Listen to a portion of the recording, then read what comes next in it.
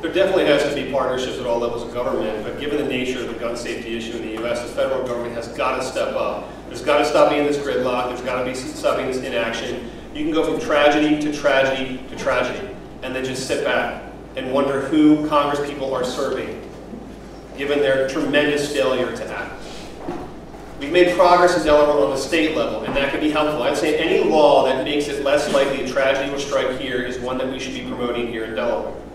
But the reality of the ability of guns to move across state borders is the exact reason why there's got to be a federal solution for this. Universal background checks at the federal level to make sure that guns don't move across state lines.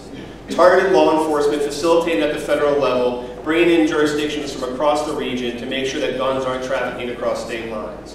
And ended the prohibition on research on gun violence from the CDC to make sure that we can address it effectively for the public health crisis that it is. Federal funding, like the Violence Reduction Network funding through the city of Wilmington, to make sure that our policing is being done in the most effective way possible.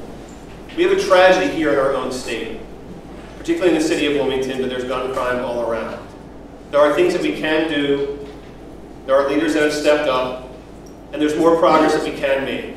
And coming into the state Senate just in the wake of Sandy Hook, and seeing multiple bills be crafted, the ones that follow, some pass, some not, some be this close but fail because of imperfections in the bill that we can address and need to step up on.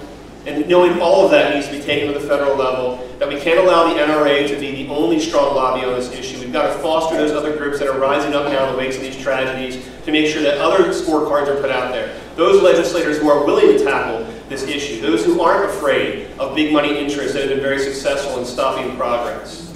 As we do that, we can gain ground, we can insist on responses to the tragedies that we see every week, every month in our country, and we can make sure that Americans do not have to live for fear of daily gun violence and those mass tragedies that strike. It can be done, it's hard work. I've done it at the state level in coordination with my colleagues. I look forward to doing the same at the federal level.